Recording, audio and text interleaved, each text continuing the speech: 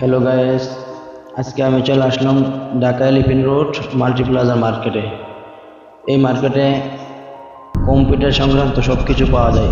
এখানে কম্পিউটার ক্রয় করতে পারেন, প্লাস সাথে কম্পিউটার সংক্রান্ত যত জিনিস লাগে ওইখান থেকে আপনি ক্রয় করতে পারেন, কিংবা কম্পিউটার সার্ভিসিংও করাতে পারেন।